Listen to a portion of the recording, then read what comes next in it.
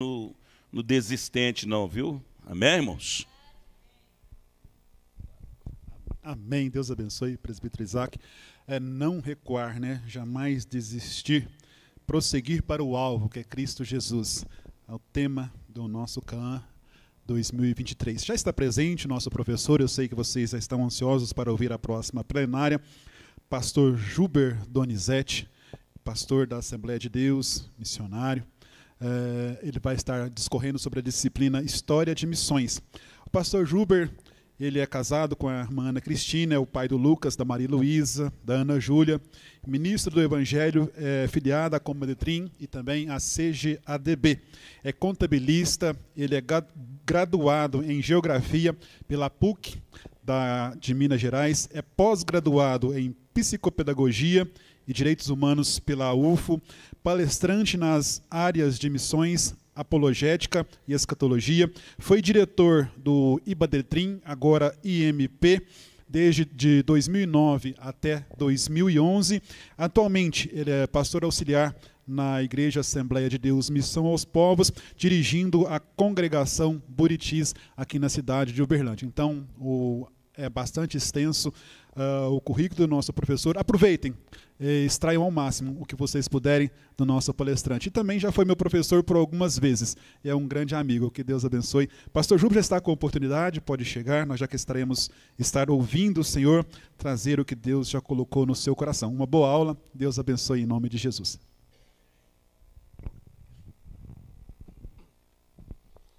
Paz do Senhor a todos. Prazer estar aqui hoje na aula do CAAN, né?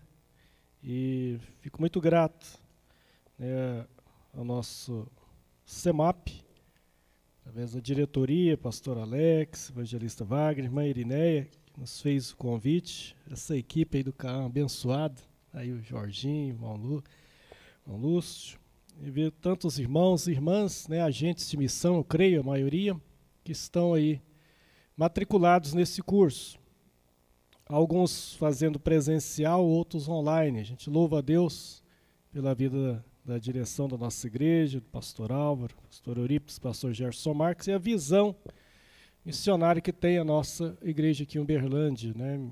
Desde 88, quando começou aqui, na época ainda com os Gideões Missionários, eu me lembro muito bem. E a partir de 99, quando criou o CEMAP, eu fiz parte da primeira diretoria do CEMAP, em 1999. Né, membro da primeira diretoria e também fiz parte da primeira equipe de seminários do CEMAP, que a gente começou a montar seminários de conscientização missionária no Brasil, em grande parte do Brasil. A gente rodou durante cerca de 6 anos seguidos, muitos estados brasileiros, falando em missão. E é a primeira vez que eu estou falando no CAAN, então para mim é uma alegria e um prazer e nossos agradecimentos por estar fazendo parte desse trabalho tão maravilhoso, que é desse curso de 4 meses, né? Começa em maio, vai até setembro, e é um curso rápido de missão, mas que dá uma noção sobre a obra missionária. Eu convido vocês para ler comigo 2 textos na Bíblia Sagrada. Um está em Atos dos Apóstolos, no último capítulo de Atos, capítulo 28. E depois, o outro texto está na Epístola de Paulo aos Romanos, capítulo 14, a partir do versículo 22. Primeiro, Atos, capítulo 28, é o finalzinho de Atos, versículo 30 e 31. Os 2 últimos versículos de Atos. Depois, Epístola aos Romanos, capítulo 15, a partir do versículo 22. O tema é a história da missão. Atos, capítulo 28, versículo 30 e 31, diz assim: Por 2 anos permaneceu Paulo na sua própria casa, que alugara, onde recebia todos que o procuravam, pregando o reino de Deus e com toda a intrepidez, sem impedimento algum, ensinando as coisas referentes ao Senhor Jesus Cristo. Ponto. Dá uma sensação de que hora que você termina aqui, que depois já vai para Romanos. O livro terminou ou não terminou? Assim, olhando o assunto, só olhando o assunto, dá a ideia que falta alguma coisa, não é?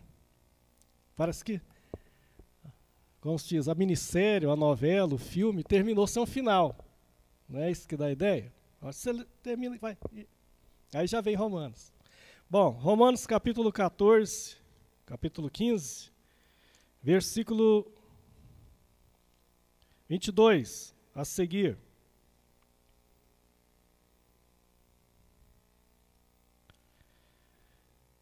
Essa foi a razão porque também muitas vezes senti-me impedido de visitar-vos, mas agora, não tendo já campo de atividade nessas regiões, e desejando há muito visitar-vos, penso em fazê-lo quando em viagem para a Espanha, pois espero que de passagem estarei convosco, e que para lá seja por nós encaminhado, depois de haver primeiro desfrutado um pouco a vossa companhia.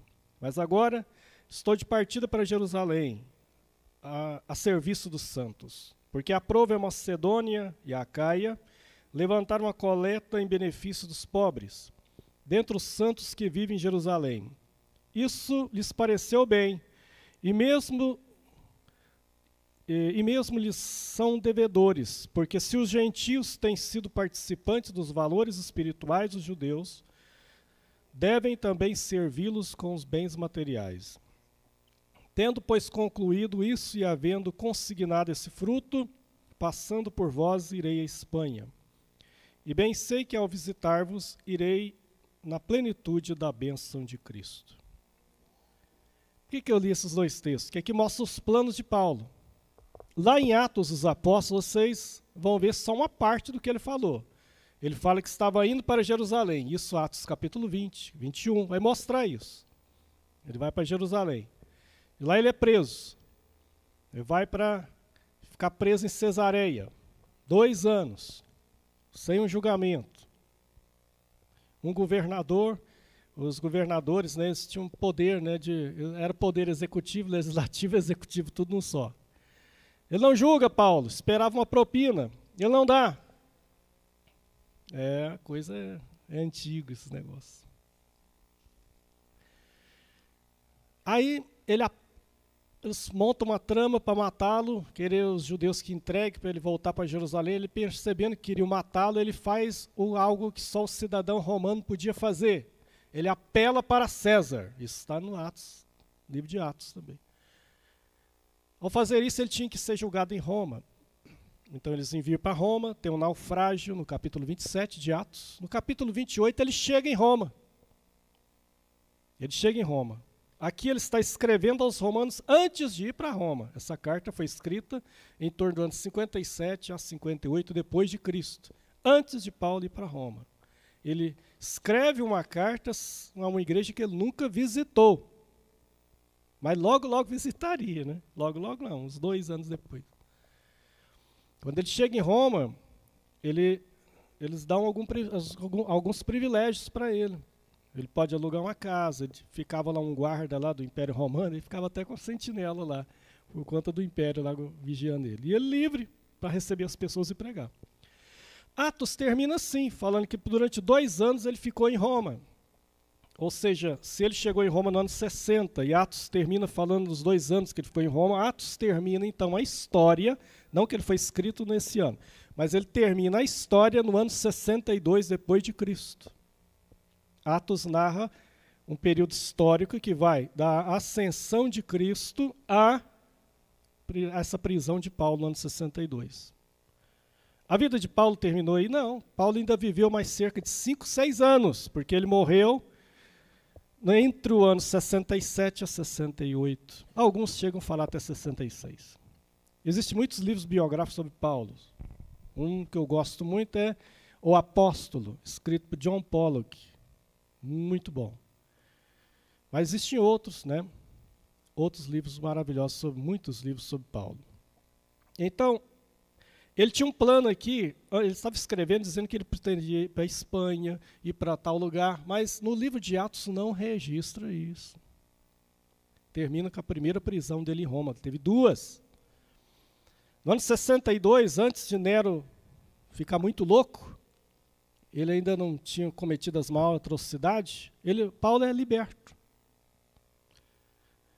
E durante o ano 62 até o ano 64 ou 66, ele ficou livre. Provavelmente ele tenha ido à Espanha, nesse período. Mas o livro de Atos já não registra isso mais, né? Certamente Lucas tinha concluído ele antes. Lucas andava com Paulo. O primeiro livro histórico da história da igreja, hoje nós estamos falando sobre história da missão, é o livro de Atos, escrito por Lucas. O segundo vai demorar 300 anos para ser escrito, que é um livro escrito por Eusébio de Cesareia. Um livro muito interessante. E a história da igreja continuou acontecendo. Depois da era apostólica, que termina no ano 100, ela continuou. Então, na apostila de vocês, está aí o início da igreja, fala sobre Jesus, o ministério de Jesus, depois o início do ministério apostólico, né, a ascensão de Jesus, aí tem os apóstolos, o início da igreja de Jerusalém, depois o ministério aos gentios, porque a igreja não começou com gentios, a igreja começou com judeus. Todos aqueles primeiros crentes eram judeus. A igreja começa com judeus. E quando ele, em Atos 2 faz, e todos os dias estavam nas casas e nos templos, e no templo e nas orações. O templo ali era o templo de Herodes. A igreja demorou mais de 300 anos para ter um templo, o cristianismo. Durante quase 300 anos se reunia em casas. E quando falava a igreja, então, às vezes alguém da igreja que tinha uma condição financeira melhor, uma casa maior, com uma garagem, um alpendre, a comunidade se reunia ali. Demorou cerca de 300 anos para ter um templo, que foi construído na época de Constantino, o primeiro.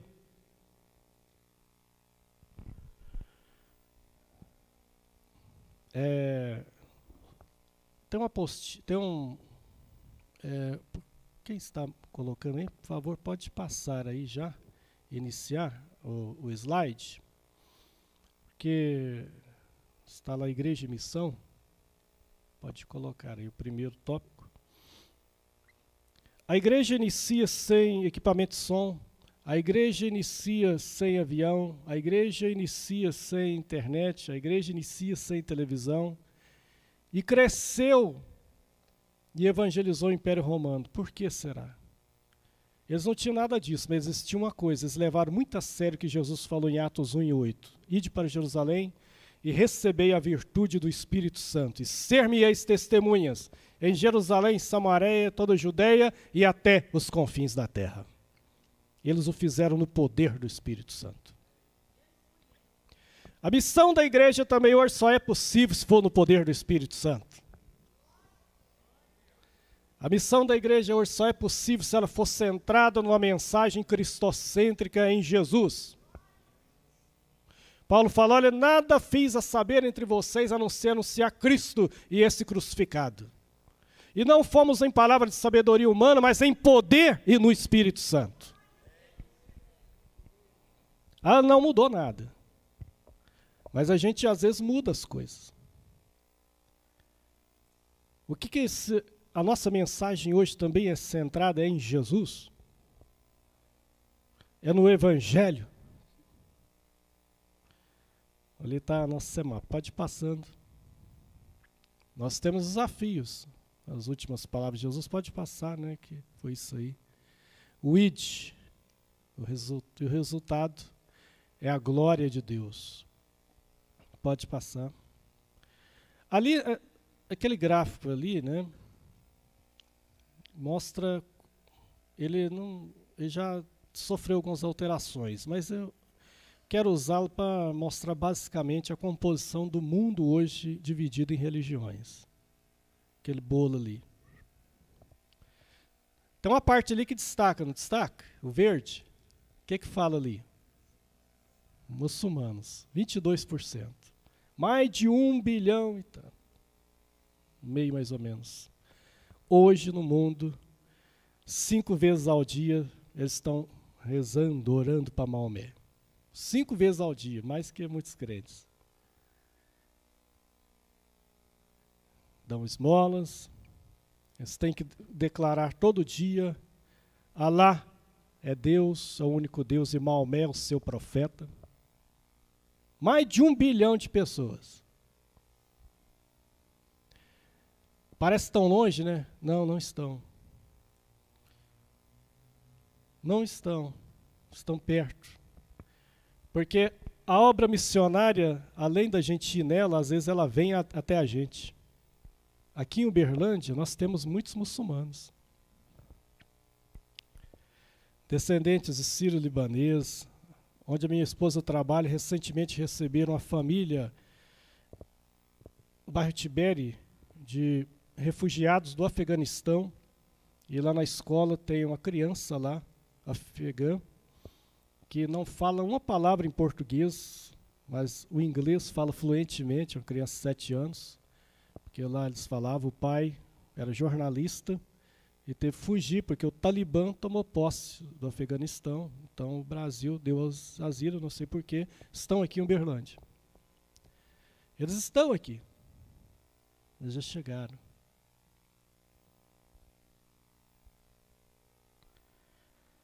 22%. Porque você pensa que todo mundo é radical. Não é. Existe radicalismo em todas as religiões, inclusive na nossa. O termo fundamentalista não começou com os muçulmanos, começou com os cristãos. O termo fundamentalista foi criado num conceito completamente diferente do que tem hoje. Fundamentalista no início do século XX, começa nas igrejas protestantes americanas, não tinha sentido de terrorismo, nada disso não. É porque havia a teologia liberal, que estava em voga na Europa, chega aos Estados Unidos ensinando que os milagres da Bíblia eram ficção, eram mito, que Jesus não nasceu de uma virgem, que os milagres foram mitos, que as histórias do Antigo Testamento eram mito. E aquilo foi uma onda terrível no cristianismo, principalmente nas igrejas protestantes. As pessoas ficaram frias, céticas, ateus. Então surge um movimento chamado os fundamentalistas, que é as pessoas que afirmam que criam nos fundamentos da Bíblia, nas doutrinas fundamentais da Bíblia, dizendo, olha, nós cremos na inspiração da palavra de Deus, nós cremos que Jesus nasceu de uma virgem, nós cremos que ele realizou milagres, nós cremos que ele morreu e ressuscitou e está vivo, nós cremos nos milagres do Antigo e do Novo Testamento, nós cremos nos fundamentos da palavra de Deus. Começou assim o termo. Mas depois surge no Egito, em 1929, um grupo lá de fundamentalistas islâmicos. Esses sim tentavam radicalizar e o termo fundamentalista começa então a ter uma conotação pejorativa, que é o que existe até hoje. De quando fala fundamentalista, pensa no mais radical possível. Então tem os radicais lá? Tem quem amarra a bomba no corpo e vai explodir uma comunidade achando que a hora que ele morrer tem 70 virgens esperando ele no paraíso, porque é isso que é ensinado no Alcorão. Ele vai e se rebenta todo. O Alcorão, para quem nunca leu esse livro, eu tenho ele em português, né? Mas eles não gostam em português, já verdade, eles falam que perde a inspiração. O correto é em árabe. O correto tem que ser em árabe. Mas lá é um livro meio estranho. Para as mulheres, então, nem se fala, né? Fala que pode bater nas mulheres, que o homem, desde que dê conta de sustentar, pode ter 4 mulheres. É um livro assim, bem feminista, né? Então, mas lá ensina que pode fazer a guerra santa aos infiéis. Aí, algumas pessoas com essa ideia saem fazendo. Agora, todo mundo é assim? Não. Existem pessoas muçulmanas que são pacíficos, que detestam essa violência, são contra. Eles são divididos em fragmentos, em seitas dentro do islamismo. Existem os sunitas, existem os xiitas. O Irã, por exemplo, ele é predominantemente xiita. E sunitas são 80%. Aí você pensa, os xiitas que são os radicais, os sunitas não. Aí você engana. Saddam Hussein era sunita. Osama Bin Laden era sunita. Então não tem nada a ver com isso. Existem radicais de todos os lados. Eles creem em Jesus, mas não como filho de Deus, como um profeta. Um profeta. Um profeta. O profeta Jesus.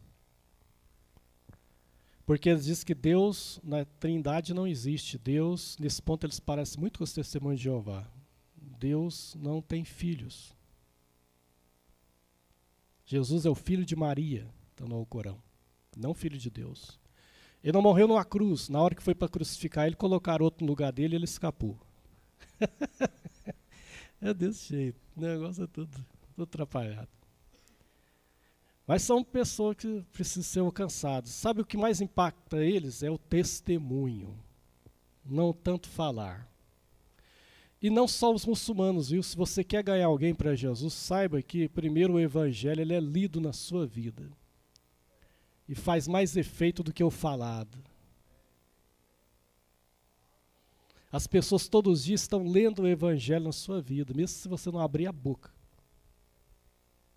E quando você abre, você fala, condiz. O que ele falou, condiz com o que ele vive. Então, a igreja, ela inicia, depois vocês veem ali católicos, ortodoxos, romanos, ortodoxos, o catolicismo está dividido. O catolicismo, mais de 1 bilhão também, de seguidores, está dividido no catolicismo romano, que é liderado pelo Papa Francisco, e o ortodoxo, né, que é muito forte, né, nos países do Oriente, na Rússia, principalmente, na Ucrânia, que estão em guerra lá. Catolicismo ortodoxo. Houve uma divisão no ano 1050, um cisma na Igreja Católica, um cisma em que se dividiu, eles não aceitaram mais a liderança do Papa em Roma, e agora os líderes deles se chamam patriarca, mas eles têm padres, eles têm bispos, só que geralmente eles não são celibatários, os bispos não casam, mas os padres podem casar. Então tem algumas divergências do catolicismo romano, geralmente eles usam as barbas bem grandes, né? A Bíblia deles tem alguns livros a mais do que a Bíblia católica no Brasil, a romana. Falar de história da igreja é falar da história da Bíblia também. Porque você pensa que a Bíblia, você está carregando uma Bíblia aí, pensa que foi tranquilo esse reconhecimento aqui desses livros aqui. Alguém falou, isso aqui é inspirado. Amém, aleluia. Não foi assim não. O Novo Testamento foi uma briga de 300 anos. 300 anos para reconhecer alguns livros. Apocalipse demorou para ser reconhecido. Hebreus demorou. As cartas de João, de Pedro, principalmente 2 Pedro, 2 e 3 João, Judas. Foi uma batalha para ser reconhecido. Não foi assim de imediato. Tinha gente que queria tirar muitos livros da Bíblia. Marcião, no ano 150, ele queria deixar dos 4 evangelhos só Lucas e tirar os outros. Das epístolas, deixar 10 de Paulo e tirar as outras e tirar todas. Ele queria fragmentar todinho o Novo Testamento. Já os esotéricos, né, eles já queriam acrescentar livro. Queria colocar o evangelho de Maria Madalena, queria colocar o evangelho de Judas. Eles queriam encher a Bíblia com um punhado de coisas que não estão. Queriam fazer o contrário. Então foi uma batalha para chegar como que está. Tem gente que pensa que já a Bíblia caiu do céu já de zíper e tudo, douradinho. Foi assim não. Isso aqui, meu irmão, é uma preciosidade. Ninguém tinha isso aqui também não. Por quê? Porque isso aqui é a reforma da imprensa em 1450 para cá, de Gutenberg, isso aqui foi impossível. Eram rolos escritos manualmente. Por isso que é biblos, biblioteca, porque era quase que impossível alguém ter todos esses livros. Por isso que diz no Evangelho de João, capítulo 4, que Jesus chegou na sinagoga e foi-lhe dado o livro do profeta Isaías para ler. Não é que alguém abriu a Bíblia no livro de Isaías, não, que não tinha. Não, é um livro mesmo, deu um rolo para ele, enorme. Não era dividido em capítulo e versículo. Hoje, eu quero dizer, o Brasil, junto com os Estados Unidos, são os países que mais fazem Bíblias. É um mercado. E vende, e vende, vende, vende, vende, vende.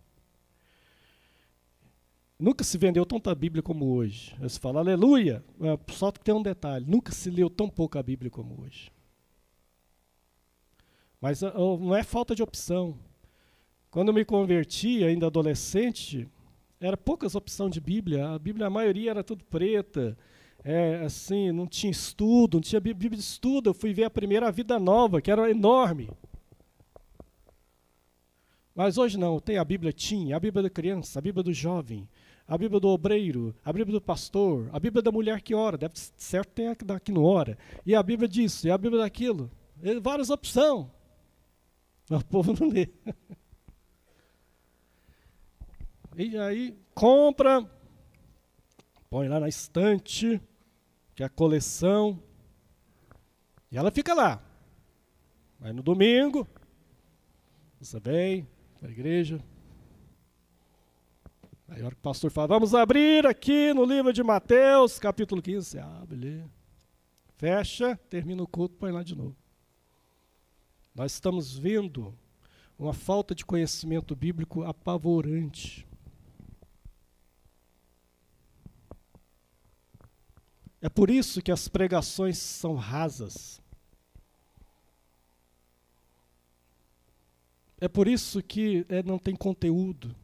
Aí na falta de conteúdo, fica, agora vira para o seu irmão, fala isso. Agora vira para o seu irmão, fala isso. Aí fica um tempão só nisso. E cadê a palavra? Não tem. Agora declara isso, agora profetiza isso. Você já viu Jesus fazer isso? Você já viu Paulo fazer isso no livro de Atos? Já viu Pedro fazer isso no livro de Atos?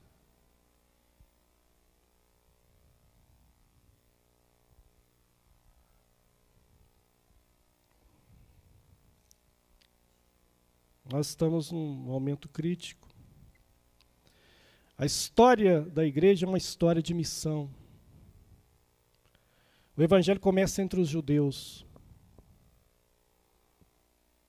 Se você for olhar ali, judeus é uma porcentagem pequenininha, porque eles são cerca de 20 e poucos milhões de judeus no mundo, só. Israel não tem mais que 10 milhões lá. Os Estados Unidos quase tem a mesma quantidade de judeu que tem no Estado de Israel. Mas eles se espalharam durante 2000 anos, ficaram sem nação, desde os anos 70.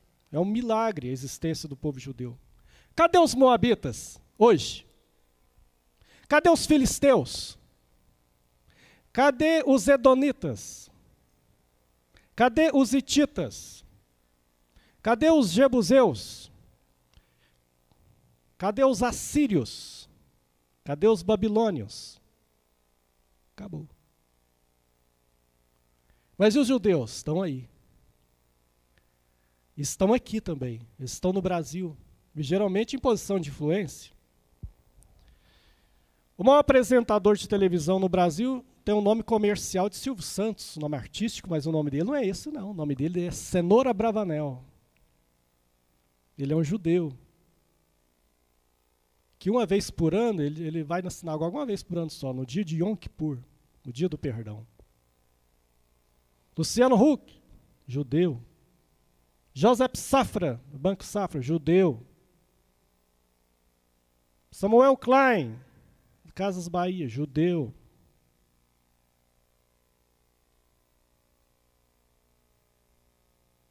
Adolfo Bloch, que fundou tanto a revista como a editora, como a TV Manchete, que fechou, judeu. A igreja começa com eles, mas o plano de Deus não era só ficar com eles. O plano de Deus para Abraão é: eu te abençoarei e tu serás uma bênção. A bênção, em ti abençoarei todas as nações da terra. Deus condenou o exclusivismo judaico em Amós capítulo 9, versículo 7. Quando Deus fala para eles: vocês não ficam aí dizendo que tiveram um êxodo. Vocês tiveram mesmo, mas o êxodo de vocês não foi o único. Fui eu que tirei os filisteus lá de perto de Creta da Grécia e trouxe para ficar perto de vocês aí. Fui eu que tirei os etíopes, aí ele fala o lugar, e coloquei aí. Fui eu que tirei os sírios de tal lugar e coloquei. O êxodo de vocês na história não foi o único êxodo proporcionado por mim. Porque eu sou o Senhor das nações, não só de uma nação. Mas a igreja teve dificuldade de ir para os judeus. Aí Deus salva um fariseu com essa missão. Você vai pregar para os gentios. Mas Deus teve que mudar a cabeça do povo antes. E ele começa com o líder da circuncisão, que era Pedro. No Atos capítulo 10. Ele fala: Pedro, aparece um lençol com todos os animais, mata e come. Ele falou: não, senhor, nunca pus essa carne aí na boca. Coitado, não sabe o que é costela. Ele falou: de repente voltava. E ele não entendia nada daquela visão. Por que Deus está mandando eu comer animal que na lei fala que é impuro? Enquanto ele estava falando, chega dois moços lá, batendo na porta. Ele estava hospedado na casa de um homem, xará dele, Simão também. Aqueles moços estavam enviados por um capitão do exército romano, um centurião, que teve uma visão de um anjo que apareceu e falou: as tuas orações foi ouvida, as tuas esmolas, mas você tem que saber mais. Manda chamar Pedro, que está em Jope. Ele vai te falar. Apareceu um anjo para ele, o homem não era crente. Ele ficou doido. Se um anjo me apareceu, esse Pedro deve ser um negócio extraordinário. Eu nunca tinha ouvido falar de Pedro. Eu vou convidou os vizinhos, tudo, convidou a família, encheu a casa. E mandou os soldados buscar Pedro, nem que seja prisão coercitiva. Eles chegaram lá. Aí Pedro falou: Deus, já sei, já entendi por que vocês estão aqui. Agora eu entendi a visão. Vamos lá. A hora que Pedro chegou lá, viu a casa cheia de pagão, de gentio. Ele nunca tinha pregado para gentio. Considerava eles um povo imundo. Agora ele entendeu a visão. Falou: agora estou sabendo o que Deus queria. Não era animal. E aí o Cornélio, como é um anjo que mandou chamar ele, já ajoelhou na frente de Pedro. Né? Vou ajoelhar, esse homem deve ser importante demais. Ele falou: não ajoelha para mim não, por favor, fica de pé, eu sou um homem como você.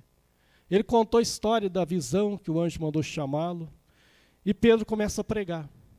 Começa a pregar o evangelho. Olha, Deus ungiu a Jesus de Nazaré com unção do Espírito Santo e virtude, andou fazendo bem e curando todos os oprimidos do diabo. E começou a pregar.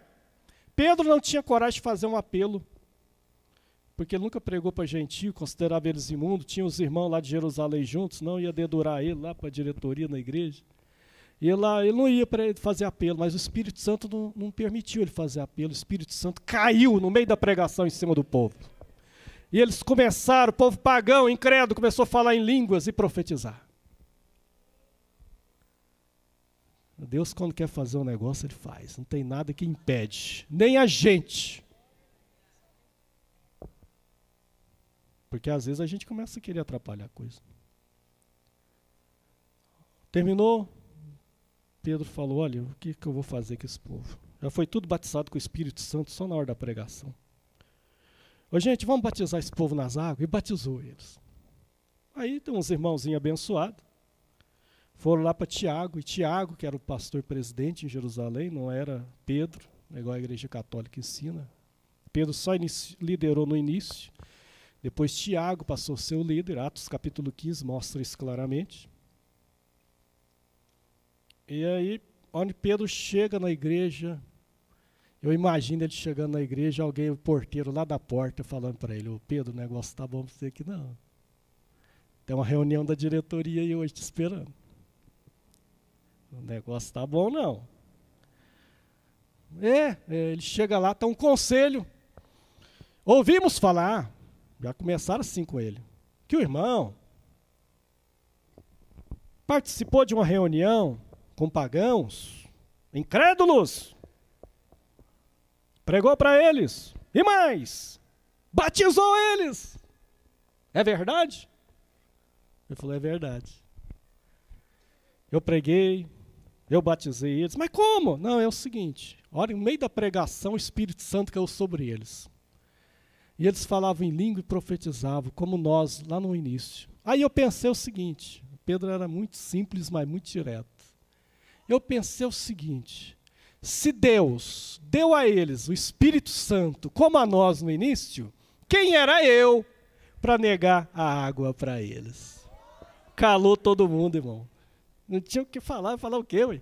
O Espírito Santo já tinha dado o aval dele, aí acabou, não tem que falar mais nada. E aí os gentios passam a ser aceitos, a igreja começa em Antioquia, pela primeira vez na história, Atos capítulo 11 vai dizer que eles são chamados de cristãos, porque até então eles eram chamados de os seguidores do caminho, os nazarenos, da seita dos nazarenos. A partir daí passa a ter o nome de cristãos, seguidores de Cristo, e esse é o nome que está até hoje. Atos capítulo 13, o Espírito Santo mandar Paulo e Barnabé para fazer a primeira viagem missionária. Eles fazem.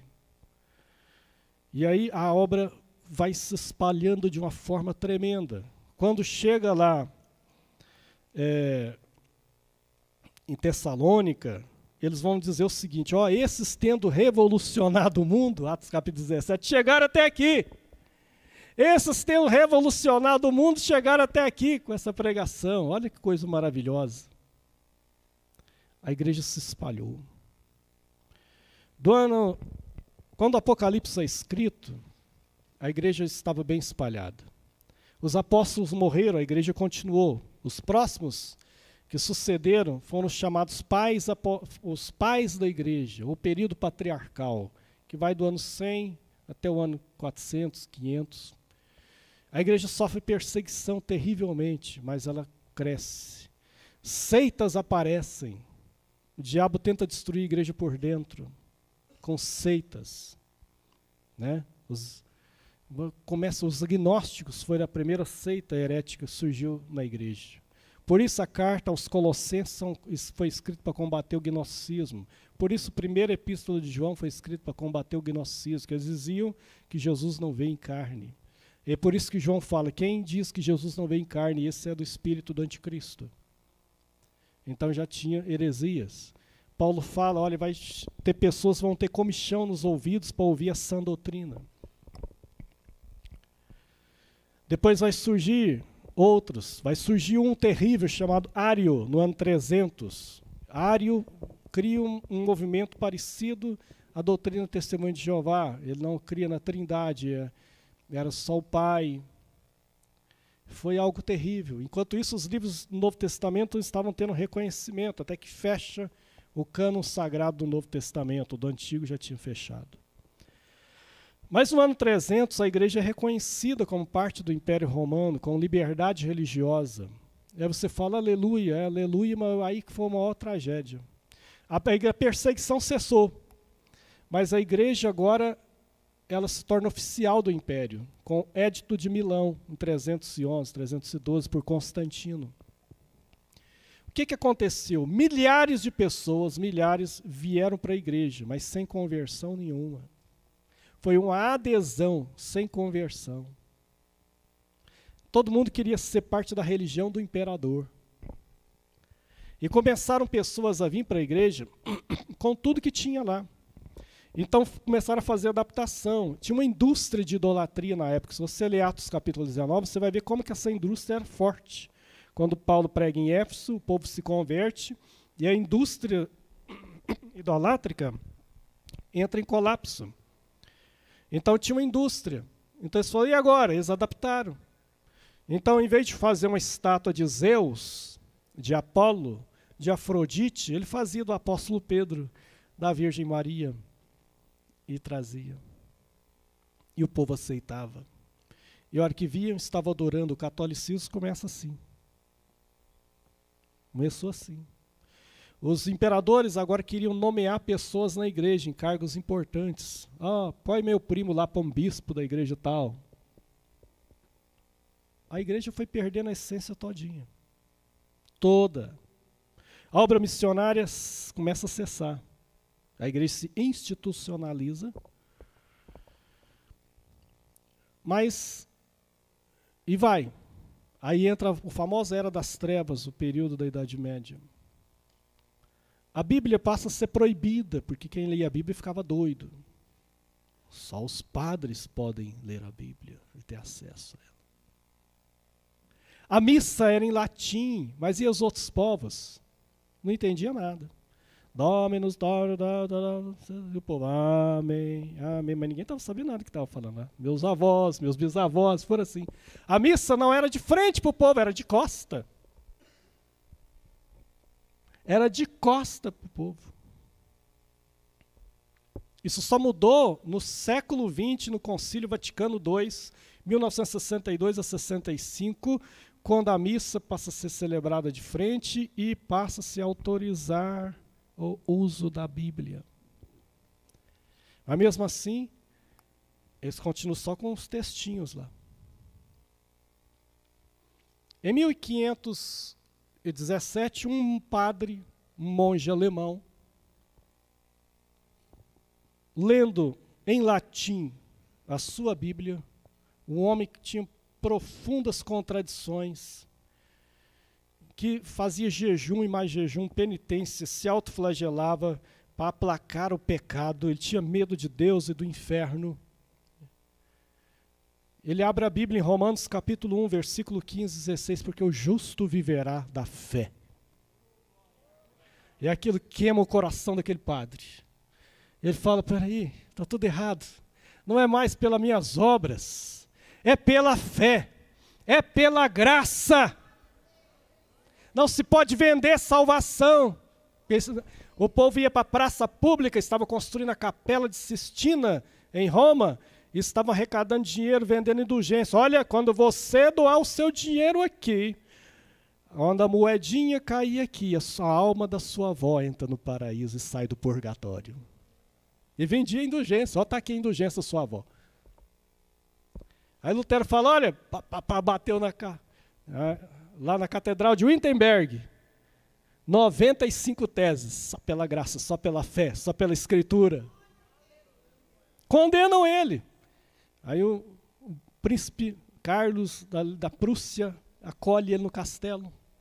Enquanto ele está lá no castelo, ele vai fazer sua maior obra. Sabe o que foi? Traduzir a Bíblia para o alemão, para a língua do povo dele.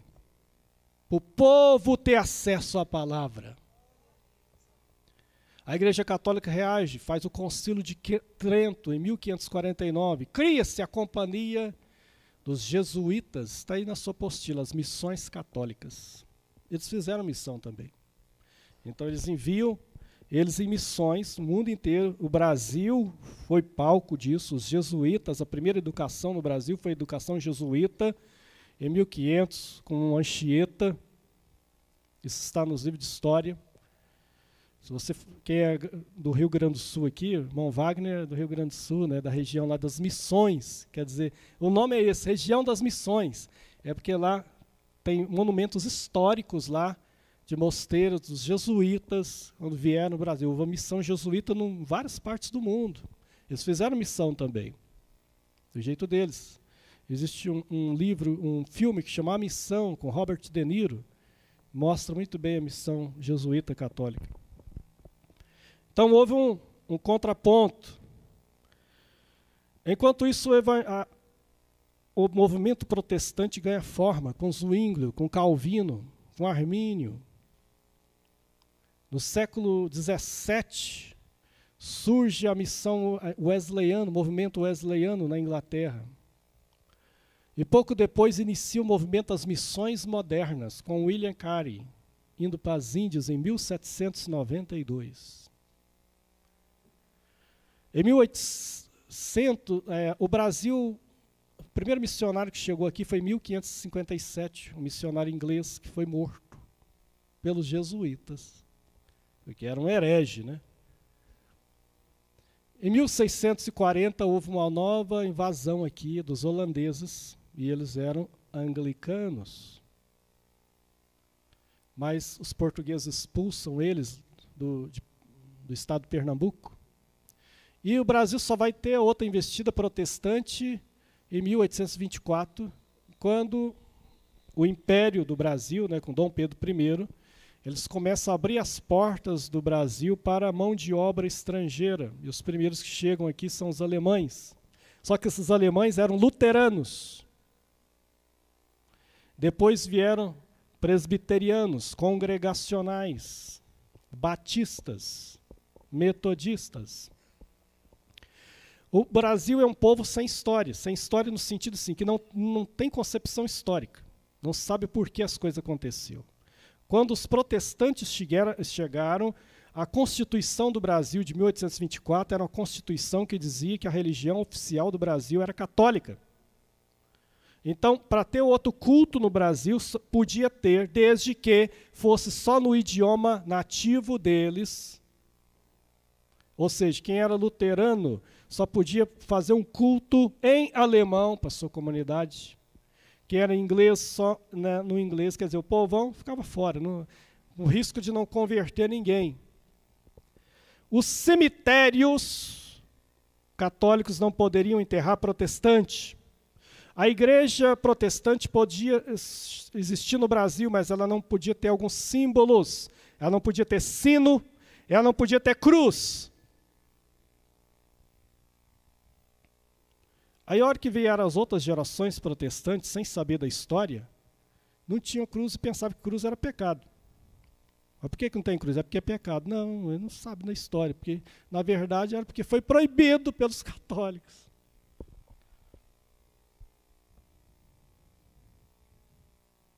Foi por isso. Não podia ter sino, não podia ter cruz.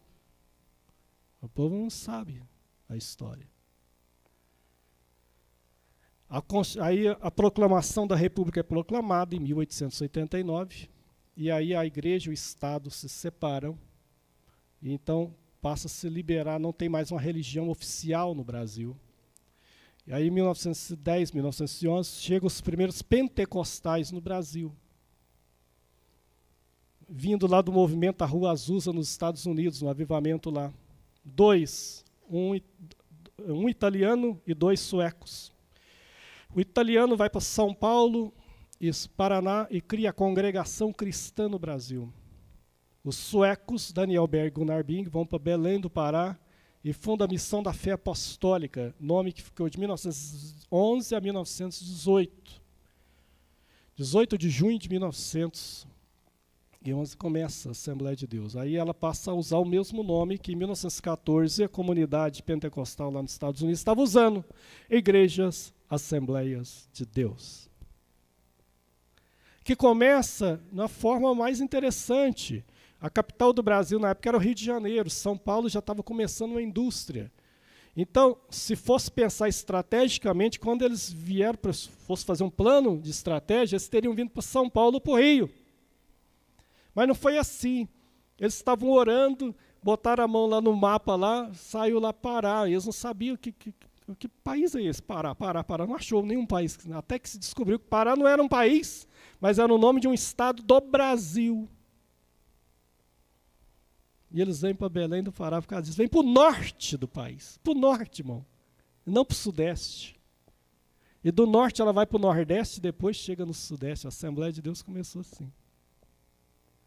Em 1939, ela chega na cidade de Uberlândia.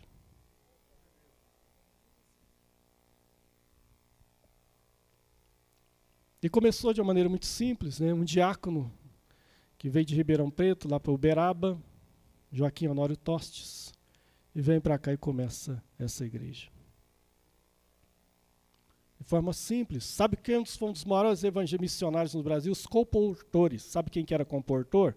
Quem é mais antigo na fé que sabe o que era. Irmãos que punham na subcicleta Bíblias, Novo Testamento, jornal Mensageiro da Paz, e saíam cidades entregando, às vezes vendendo, às vezes dando de graça, e às vezes tem igrejas grandes hoje que começou com irmãos assim.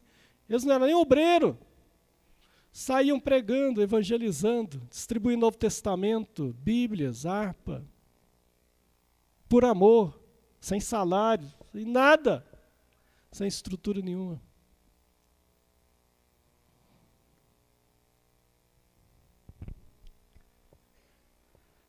A história da missão, isso o que eu estou falando hoje é um resumo do resumo, é só uma introdução, porque isso aqui é matéria para 6 meses no curso de teologia, história da igreja.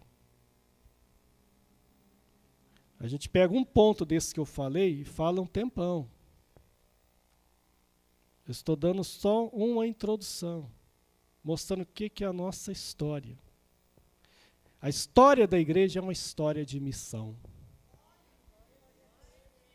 Não tem como ter a história da igreja sem missão. A história da igreja é uma história de missão.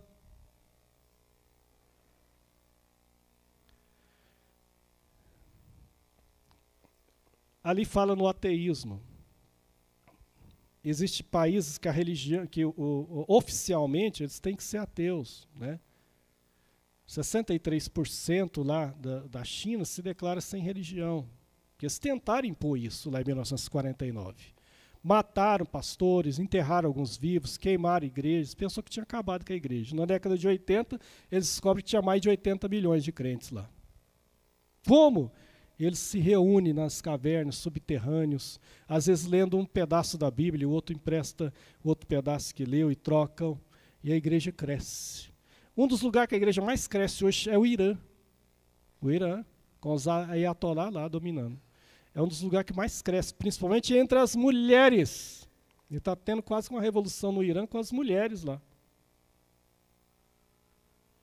Por que isso? Porque Jesus falou o seguinte, ó, eu estou fundando a minha igreja. E as portas do inferno não vão prevalecer contra ela. Não prevalece. A igreja sobrevive. A igreja sobreviveu ao comunismo. A igreja está sobrevivendo ao islamismo. Nada pode deter. A igreja enfrentou o Império Romano. Ela sobreviveu. É uma sobrevivente.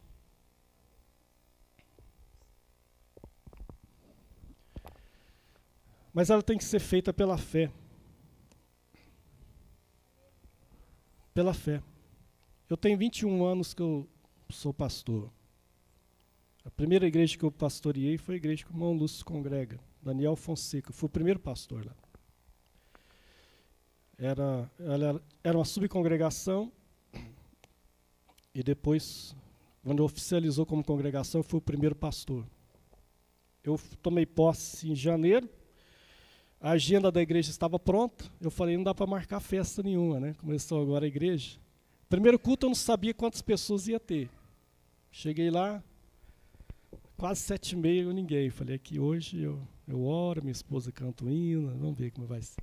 E Deus foi enviando as pessoas, e pessoas foram convertendo. A gente começou a evangelizar.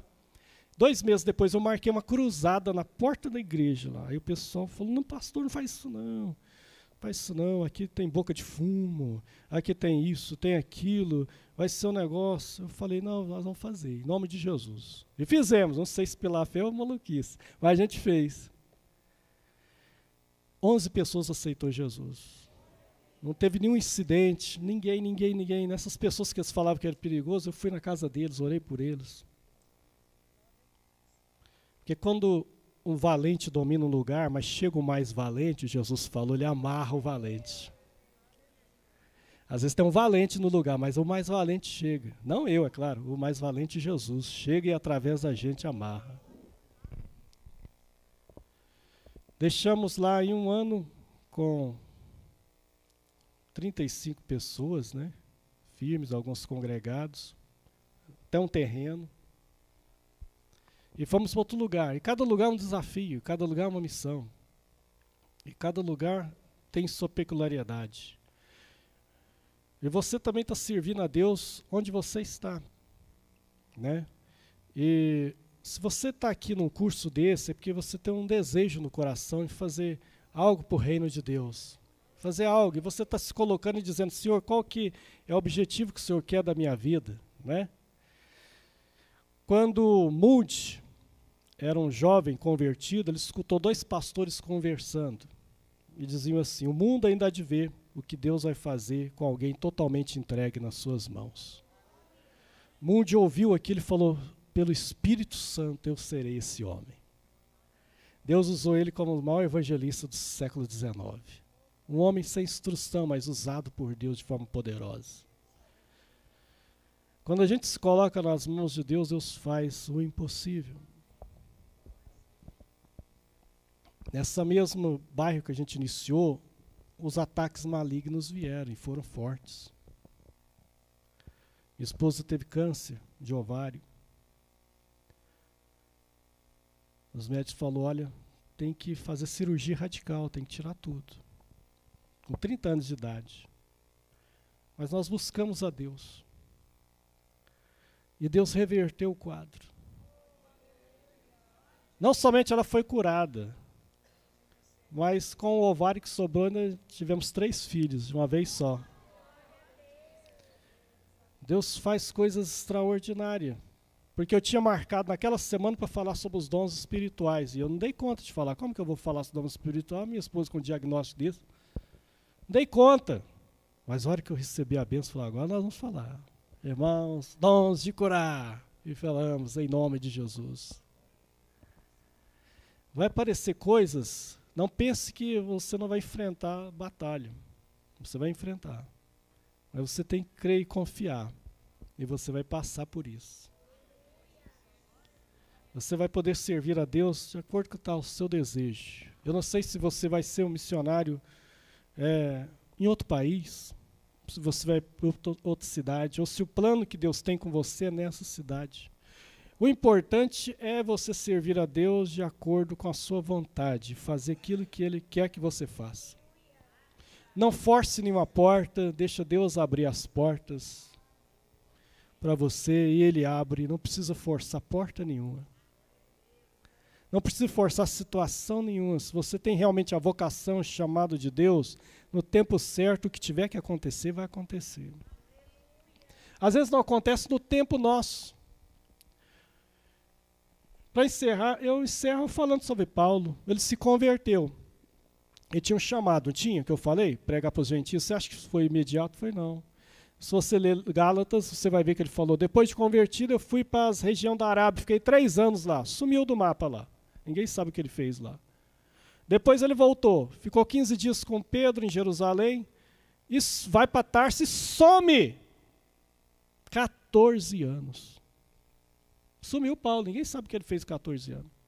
Provavelmente ele pregou lá em Tarsis, provavelmente foi lá que ele ganhou as primeiras chibatadas, porque ele fala que 3 vezes ele ganhou chibatada dos judeus, né?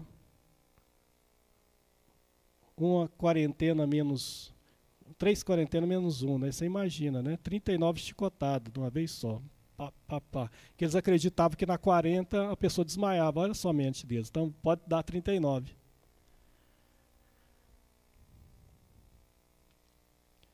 Aí quando a igreja começa em Antioquia, Barnabé está lá pregando. E ele precisava de auxílio. Era gentios. Ele lembrou. 14 anos atrás eu conheci um irmão. Um fariseu convertido, que falou que tinha um chamado para pregar para os gentios. E é Barnabé que vai lá em Tarso e busca Paulo. Paulo estava lá, coitado, perdido lá. Traz ele de volta. E aí começa a missão. Aí que ele vai para a primeira obra missionária, aí que vai as cartas. Quase que Paulo some da história, mas não sumiu, porque Deus tinha um plano. Deus tinha um plano. E ele falou, Barnabé, agora chegou a hora. Ele estava preparando Paulo esse tempo todo, ele estava preparando ele. Muitas vezes nós colocamos uma função na mão de uma pessoa que não tem um preparo e um momento para isso. Ele não foi discipulado devidamente. É imaturo ainda. Aí ele começa, e quando ele começa para valer. E aí a coisa acontece rápido e poderosa, porque era o tempo de Deus. Era a hora de Deus. O livro de Atos não tem um fim, a palavra fim, ponto final. Sabe por quê? Porque a história da igreja não terminou, ela continua até hoje. A história da igreja está sendo escrita até hoje. Nós só temos um livro canônico na Bíblia, mas a história da igreja continua sendo escrita através de mim, através de você. Vamos estar em pé em nome de Jesus.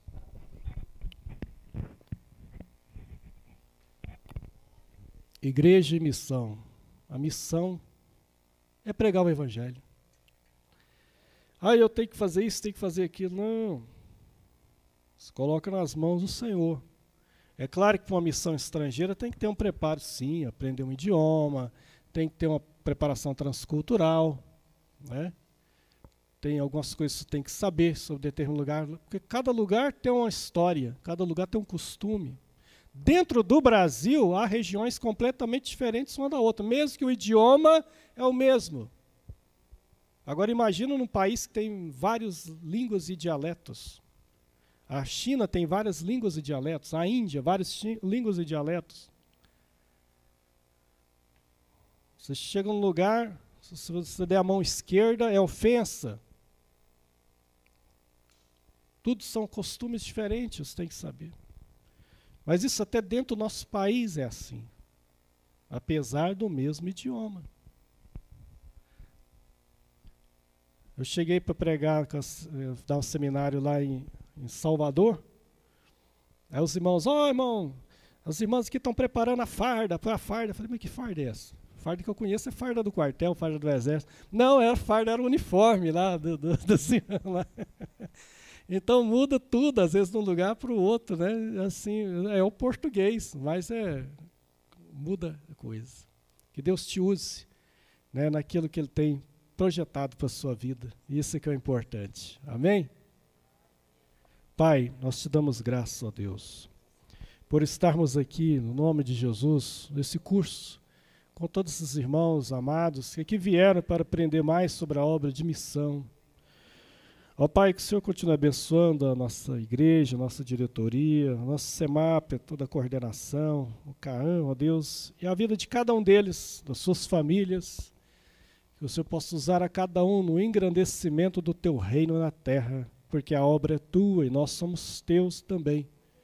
E cremos que o Senhor é poderoso para fazer o realizar, o efetuar na nossa vida, e aquele que começou a boa obra terminará em Cristo Jesus. Assim nós cremos no nome de Jesus. Amém. Mariné, irmão Lúcio, obrigado, Deus abençoe.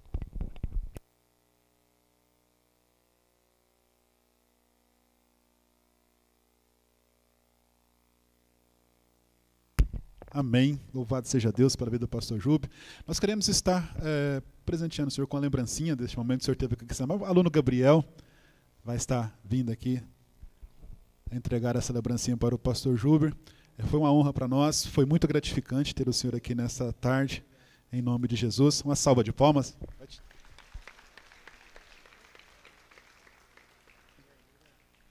Amém. Deus abençoe o pastor Júbio. Nós já vamos estar passando para nossa coordenadora, irmã Irineia, que estará dando continuidade nessa tarde e fazendo o encerramento da aula aqui nessa tarde, em nome de Jesus.